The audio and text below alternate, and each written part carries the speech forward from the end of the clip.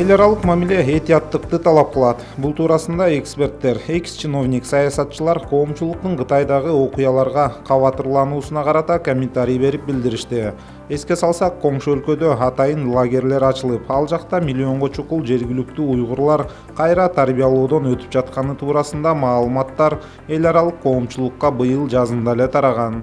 Октябрда Синьцзян уйгур автономия облусунун райондун жетекчиси Шухрат Закир деген айтып берди, өкмөттүн жетекчиси. Бул бизде мыйзамга өзгөртүүлөр киргизип, мыйзамдуу жол менен болуп атат деген подчеркивать этип атат да.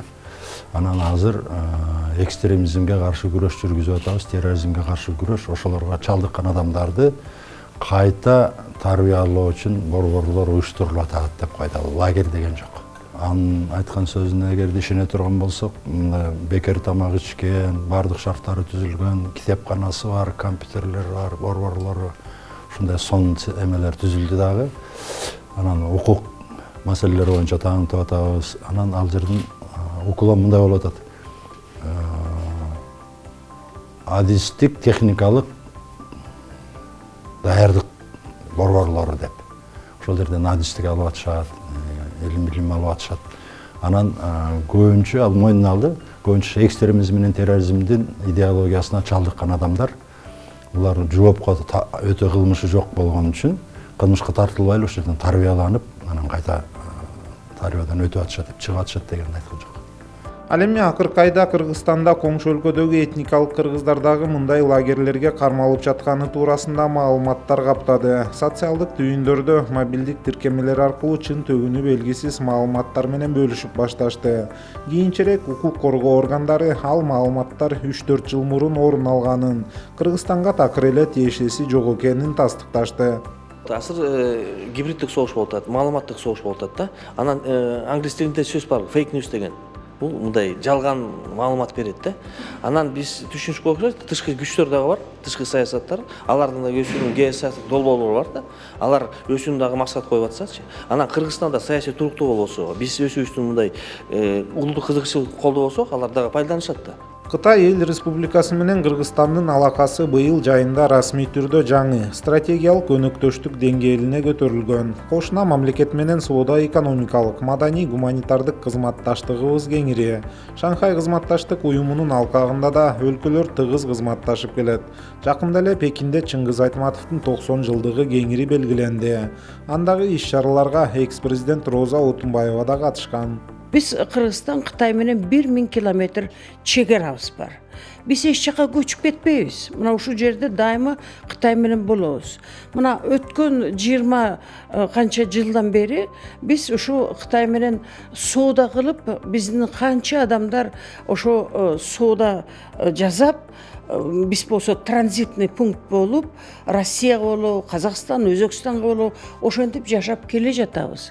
Биздин Кытайда 4000 студентибиз бар. Унутпагыла ушуну. 4000 студентибиз бар. Бир тобу Кытай мамлекеттин стипендияларында окуп атышат. Биз эми мына Кытай менен бирге ошо коопсуздук жагынан бирге жанагы Шанхай кызматташтык уюмунда болуп атабыз. Анан биз болсо азыр ушинтип эле баарыбыз эле күчөп эле мамындай, анан тигиндей деп эле эми сөзсүз сураш керек. Аны мен сураба деп айтып аткан жокмун. Такташ керек, сураш керек. Ал арада таанымал саясатчылардан бул маселени козгоп, Кытай жарандары каптап кетти дегендей маалыматтарды таратышты. Бул маалыматтык толкундардын жетегинде бир катар жарандарыбыз Кытайдын Кыргызстандагы элчилигинин алдында тынчтык митингин да өткөрүштү. Эл азыр бул баарын эле эришип кете бербейт. Анын аныгын билиш керек да, бирок бул жерде мындай маселе бар да. Жана гендер касылган маселе боюнча келгенде ошол жерден эле чыгара алышат. Мына момундай кылып атат. Анан жунданын тегерегинде да көп маселелер болуп атат. Аны укуктук поледе чечиш керек. Анан бир нерсени ойлонушубуз керек да. Биз Кытайларды кубалабыз, кубалап атыптыр деп айтып кубалабайсак. Инвесторлорду кубалап атыптыр дейт. Инвесторду кубалаган мамлекетке инвестор эч жакта келбейт. Президент Сооронбай Жээнбековдун жыл жыйынтыгын чыгарган маалымат жыйынында дагы бул маселе көтөрүлдү. Мамлекет башчысы бул багытта дипломатиялык каналдар аркылуу иш жүрүп жатканын, маселе кылдаттыкты талап кылаарын белгиледи.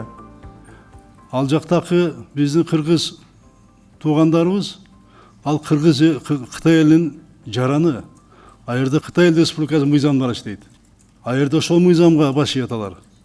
Алар ички ишине биз кантип киреше алабыз? Киреше албайбыз. Бирок биздин жарандар боюнча, кечээ чыккандар боюнча биз дипломатиялык жол менен, ар кандай жол менен иштеп атабыз. Жөн жатат дейсиңерби? Анын баарын эми айтпайбыз да. Мен да көчөгө чыгайын, бакырып мени камап койду деп.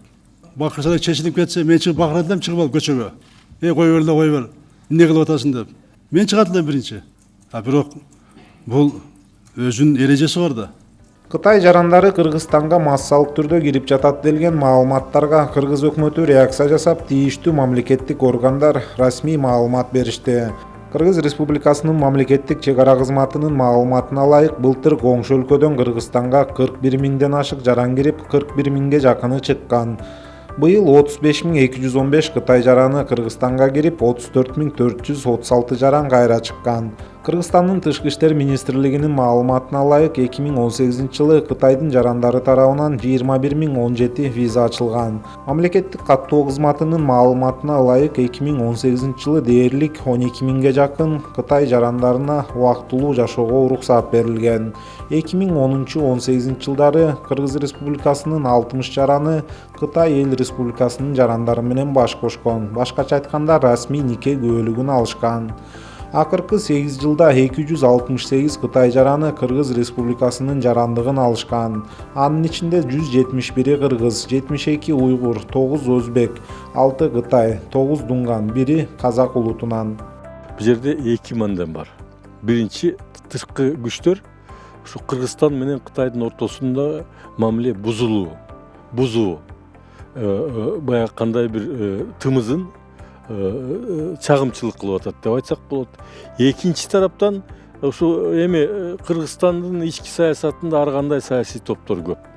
Негизги саясат өткөзгөн саясий топторду, саясатчыларды биз билебиз, эмне кылып атканын.